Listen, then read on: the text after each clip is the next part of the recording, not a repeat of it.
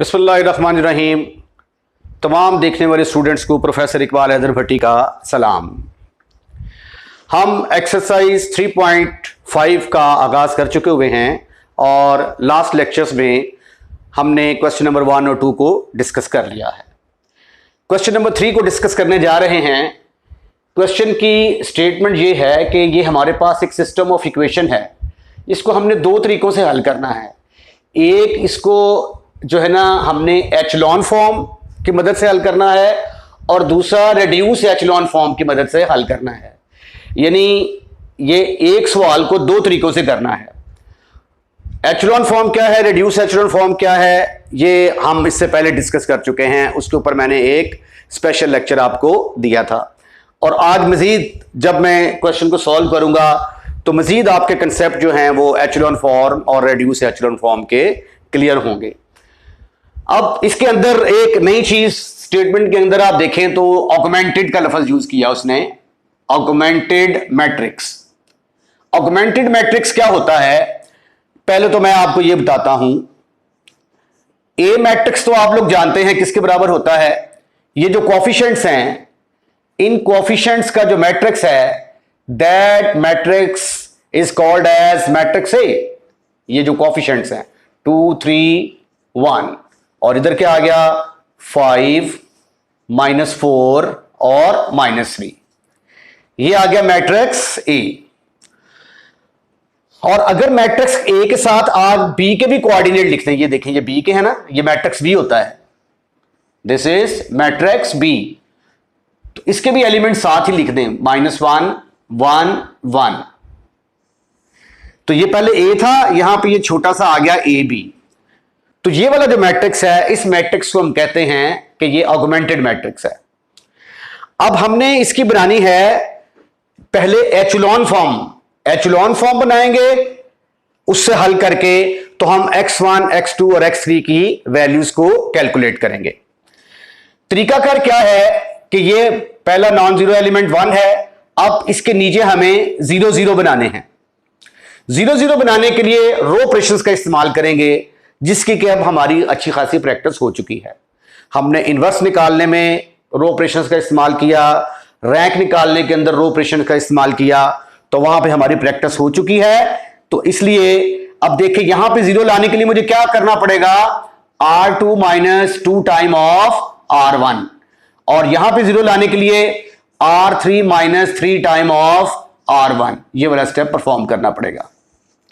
इसको जब आप वैसे पढ़ते हैं ना तो यूं लगता है जैसे R1 को 2 से मल्टीप्लाई करो और R2 में से माइनस कर दो। R1 को 2 से मल्टीप्लाई करके, R1 को 2 से मल्टीप्लाई करके R2 से माइनस कर दो। लेकिन मैं इसको ऐसे नहीं पढ़ता, मैं इसको यह कहूंगा कि R1 को -2 से मल्टीप्लाई करो, इसको -2 से मल्टीप्लाई करके इसमें ऐड करो। मीनिंग दोनों का सेम है, लेकिन इस तरह कैलकुलेशन में गलती नहीं होती। तो पहली रो तो एज इट इज आएगी, there will be no change at all, it will remain the same. Okay, अगले स्टेप में मुझे क्या करना है, इसको -2 से मल्टीप्लाई करके इसमें ऐड करना है। -2 + 2 0, इसको -2 से मल्टीप्लाई करें तो कितना आ गया +4, +4 और 3 आंसर आ गया 7। उसके बाद इसको -2 से मल्टीप्लाई करो, इसको -2 से मल्टीप्लाई करूंगा तो ये आ जाएगा +4 और ये 1 मिलके कितना बन गया +5। फिर इसकी बारी आ गई, इसको -2 से मल्टीप्लाई करोगे तो आंसर क्या आता है +2 और ये वाला +1 मिलके क्या बनेगा +3। यहां पे करके लिखे ऐसे। अब मैंने यहां पे 0 बनाना है तो उसके लिए मुझे क्या करना पड़ेगा, R3 को R1 को मैं 5 से मल्टीप्लाई करूंगा -5 से और 3 में ऐड कर दूंगा। तो आइए ये वाला स्टेप परफॉर्म करने की कोशिश करते हैं। इसको -5 से मल्टीप्लाई किया तो -5 + 5 आंसर 0 के बराबर आ गया। इसको -5 से मल्टीप्लाई करेंगे तो +10 और -4 आंसर 6 आ गया। उसके बाद फिर हमने क्या करना है, इसको -5 से मल्टीप्लाई करना है। -5 से मल्टीप्लाई करूंगा +10 और -3 जो आप किसके बराबर आ गया, +7 के बराबर आ गया। फिर मैं इसको -5 से मल्टीप्लाई करूंगा तो ये -1 और -5 +5 और ये 1, टोटल आंसर आ गया 6। उसके बाद फिर अगले स्टेप में मैंने क्या करना है, मैंने यहां पे 1 लेके आना है, क्योंकि अगर 1 आ जाए तो स्टेप करना आसान होता है, ठीक है। वरना यहां पे 0 बनाने के लिए मुझे 6/7 के साथ मल्टीप्लाई करके सब्ट्रैक्ट करना पड़ेगा, जो कि मुश्किल स्टेप है। तो इसलिए पहले मैं क्या करता हूं, इसको पकड़कर इसमें से माइनस कर देता हूं। तो 7 में से 6 जाएंगे, आंसर 1 आ जाएगा, कैलकुलेशन आसान हो जाएगी। कहीं ऐसा ना हो कि आप इसको 3 से मल्टीप्लाई करके इसमें ऐड कर दें तो भी 1 आ जाता है, तो फिर इसको भी 3 से मल्टीप्लाई करके ऐड करेंगे तो यहां पे 3 आ जाएगा, तो जो मुश्किल से 0 लेके आए हैं वो 0 खत्म हो जाएगा। तो इसलिए यहां पे 1 लाने के लिए इसके जो नीचे वाली रोज हैं उनका इस्तेमाल करेंगे, ऊपर वाली रो को नहीं छेड़ना आपने। अगर आप ऊपर वाली रो का इस्तेमाल करेंगे तो ये 0 खत्म हो जाएंगे। ओके, यहां पे 1 लाने के लिए नीचे वाली रोज का इस्तेमाल करना है। तो आइए करते हैं। ये आ गया R2 में से मैं माइनस करने जा रहा हूं R3। इस केस में यहां पे तो कोई चेंज नहीं आएगी, 1 -2 -2 और -1, ठीक। उसके बाद 0 में से 0 को निकाला, जवाब 0 ही आ गया। 7 में से 6 निकाले, जवाब 1 के बराबर आ गया। इसको इसमें से माइनस करेंगे तो -7 + 5 जवाब -2 आ गया। इसको इसमें से माइनस करेंगे, ये -6 बनेगा, -3 आ गया। No problem. 0 6 7 6। इसको हम यहां पे लिखेंगे टेक दी ऑगमेंटेड मैट्रिक्स, फिक्रा लिखेंगे टेक दी ऑगमेंटेड मैट्रिक्स।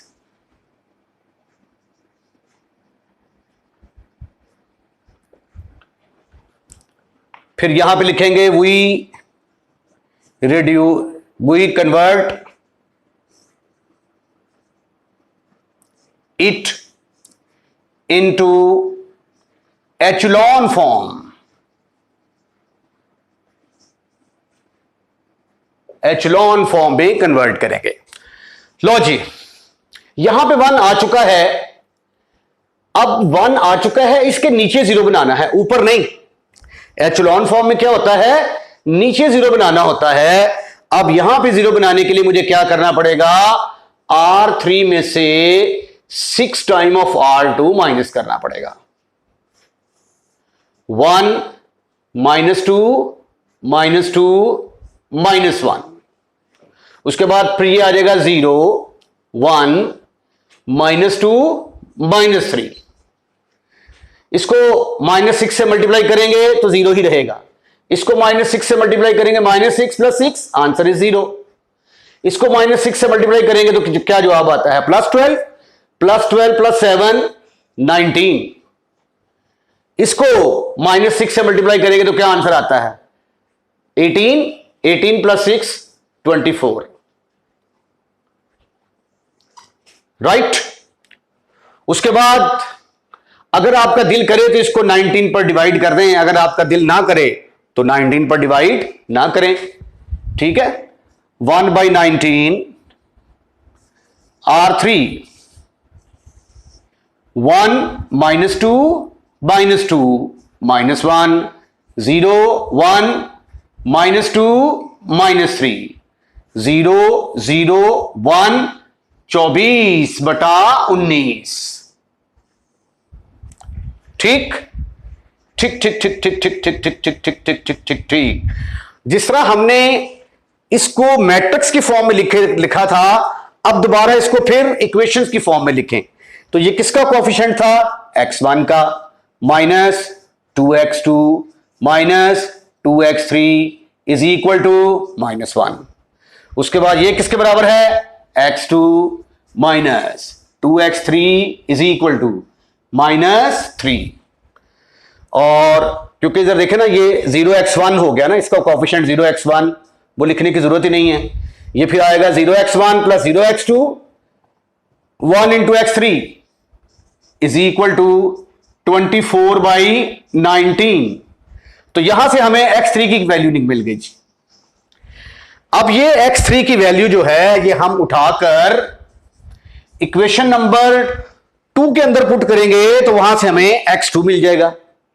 फिर ये दोनों वैल्यूज 1 में पुट करेंगे तो x1 मिल जाएगा। जब आप बड़ी क्लासेस में जाएंगे तो इस मेथड को कहते हैं गॉसियन एलिमिनेशन मेथड। लो जी, ये आ गया x3, इसको पुट कर दे, पुट इन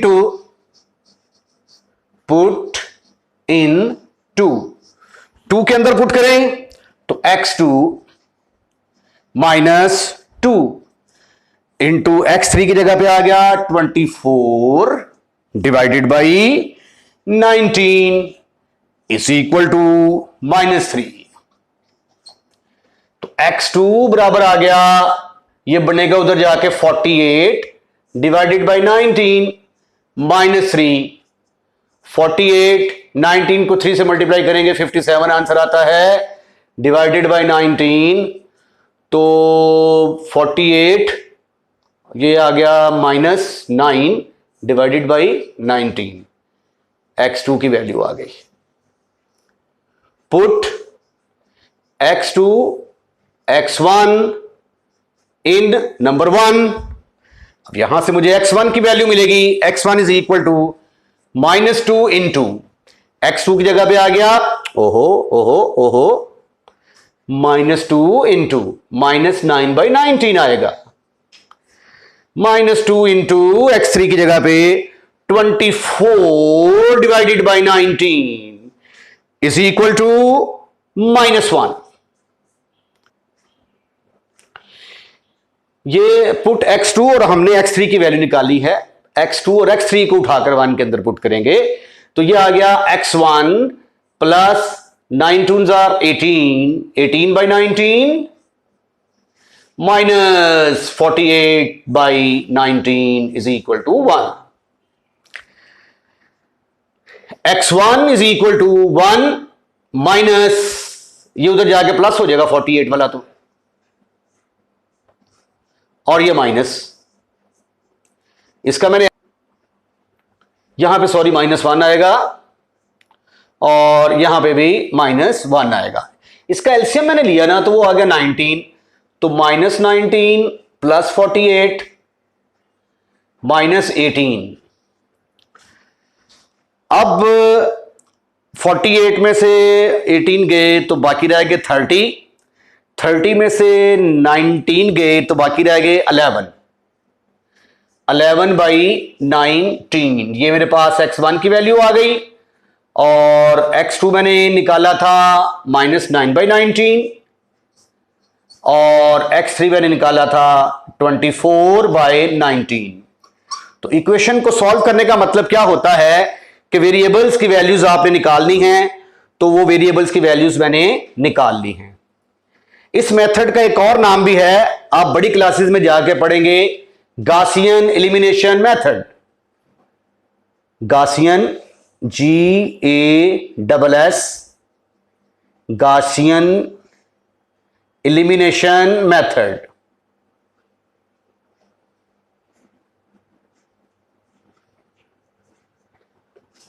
ये just for the sake of knowledge है, आपको यहां पे रेड्यूस एचेलॉन फॉर्म के जरिए क्वेश्चन को हल करने का कहा गया है।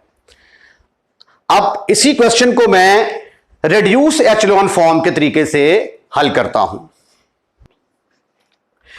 अब हमने इस क्वेश्चन को रेड्यूस एचेलॉन फॉर्म में कन्वर्ट करना है, तो रेड्यूस एचेलॉन फॉर्म और एचेलॉन फॉर्म में क्या फर्क है। अब देखें, यहां पे 1 आया, इसके ऊपर नीचे 0 0।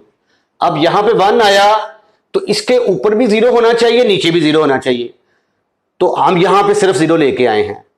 तो रेड्यूस एचेलॉन फॉर्म में हमें यहां पे भी 0 लाना पड़ेगा, और फिर जब यहां पे 1 आ जाएगा तो इसके ऊपर 0 लाना पड़ेगा। तो इसलिए रेड्यूस एचेलॉन फॉर्म तक जो है ना, ये यहां तक तो स्टेप्स जो है ना, इसके अंदर कोई चेंज नहीं आएगी। ठीक है, तो टेक द ऑगमेंटेड मैट्रिक्स ऐसे ही आएगा, वी कन्वर्ट इट इनटू, अब आ जाएगा रिड्यूस एचेलॉन फॉर्म। यहां पे सिर्फ क्या चेंज होगी, reduce echelon form, reduce echelon form. अब यहां पे 1 आ चुका है। अब हमें क्या करना है, हमें इसके 1 के ऊपर और नीचे 0 0 लेके आने हैं। 1 के ऊपर भी 0 लेके आना है, नीचे भी 0 लेके आना है। तो उसके लिए मुझे क्या स्टेप करना पड़ेगा, R1 माइनस, ये -2 है तो +2 के साथ मल्टीप्लाई करना पड़ेगा। R1 +2 time of R2, R3 -6 time of R2। यानी इस स्टेप के अंदर तो कोई चेंज नहीं आएगी, सिर्फ ये हमें करना पड़ेगा। अब हम क्या करेंगे, इसको 2 से मल्टीप्लाई करके इसमें ऐड करेंगे। 2 से मल्टीप्लाई किया 0, 0 + 1 0 आ गया। इसको 2 से मल्टीप्लाई करेंगे 2, 2 - 2 ये 0 आ गया। उसके बाद इसको 2 से मल्टीप्लाई करेंगे -4, -4 + 2 किसके बराबर आ गया, -4। इसको 2 से मल्टीप्लाई किया तो -4, ये -6 आ गया। ठीक हो गया। उसके बाद फिर हमने क्या करना है, इसको 2 से मल्टीप्लाई करना था, इसको 2 से मल्टीप्लाई करना है, -6 और -1 -7 आ गया। उसके बाद फिर हमें यहां पे 1 लेके आना है। रिड्यूस एचेलॉन फॉर्म में हम आइडेंटिटी मैट्रिक्स बनाते जाएंगे। तो 1/19 टाइम ऑफ R3, R3 को 19 के साथ डिवाइड कर दें आप। 1 0 -6 -7, 0 1 -2 -3, और ये फिर आ गया 0 0 1, और यहां पे आ गया 24/19। अब हमें यहां पे 0 बनाना है और यहां पे 0 बनाना है। उसके लिए मुझे क्या करना पड़ेगा, R1 में 6 टाइम ऑफ R2 ऐड करना पड़ेगा, और यहां पे क्या करना पड़ेगा, R2 + 2 टाइम ऑफ R2 करना पड़ेगा। This is further equal to 1 0, इसको मैं 6 से मल्टीप्लाई करके ऐड करूंगा तो जवाब क्या आ जाएगा, 0। उसके बाद आगे सिंप्लीफिकेशन है, आइए करने की कोशिश करते हैं रफ अमल में। हम क्या करने जा रहे हैं, हम करने जा रहे हैं इसको 6 से मल्टीप्लाई कर रहे हैं, यानी 6 से मल्टीप्लाई किया 24/19 को और ऐड कर दिया इसके अंदर -7 के अंदर। तो इसका आंसर क्या आता है, 6 4s are 24, 142 minus 133 divided by 19, ये 144 आएगा। यहां पे 144 में से 133 गए तो बाकी बच गए 11/19, तो यहां पे आ जाएगा 1 0 0 11/19। उसके बाद 0 0, अब मैं क्या करूंगा, इसको 2 से मल्टीप्लाई करके इसके अंदर ऐड करूंगा, यहां पे आ जाएगा 0, यहां पे आ जाएगा 0। और अब मैंने 24 को 24/19 को मल्टीप्लाई करना है 2 के साथ और ऐड करना है -3 के अंदर। तो देखिए इसका आंसर क्या आता है, ये आ गया 48 -57 डिवाइडेड बाई 19, तो -9/19। तो फिर यहां पे क्या आएगा, -9/19, 0 0 1, और इधर आ गया 24/19। इसका एक और नाम भी है जिसको हम कहते हैं गासेस जॉर्डन मेथड। जब आप अगली क्लासेस में जाएंगे तो वहां पे इसका नाम गासिस जॉर्डन मेथड होगा। अब ये देखें इसका कोएफिशिएंट क्या है, ये 1 इंटू x1 था, ये x2 का कोएफिशिएंट था, ये x3 का कोएफिशिएंट था। तो जवाब किसके बराबर आ गया, 11/19। अब आप मुझे ये बताएं इनको लिखने का कोई फायदा है, कोई फायदा नहीं है ना, तो हम डायरेक्ट लिखेंगे x1 इज इक्वल टू 11/19। इसी तरह 0x1 लिखने का कोई फायदा नहीं है, ये x2 का कोएफिशिएंट है, डायरेक्ट लिखेंगे x2 किसके बराबर आ गया, -9/19, और x3 किसके बराबर आ गया, 24/19। तो ये मेथड था रिड्यूस एचेलॉन फॉर्म का। इसका एक और नाम भी है, इसको हम कहते हैं गासिस जॉर्डन मेथड, गासिस जॉर्डन मेथड। यहां पे आपकी बुक में इसको कहा गया है कि रिड्यूस एचेलॉन फॉर्म की मदद से आपने इसको हल करना है। तो ये एक ही क्वेश्चन को हमने दो तरीकों से हल किया, एक एचेलॉन फॉर्म और एक रिड्यूस एचेलॉन फॉर्म के साथ। इसके साथ ही आज का लेक्चर हम यहीं पे खत्म करते हैं, और बाकी इसके 2 पार्ट जो हैं वो आपने खुद करने हैं। अपना ख्याल रखिएगा। अल्लाह हाफिज।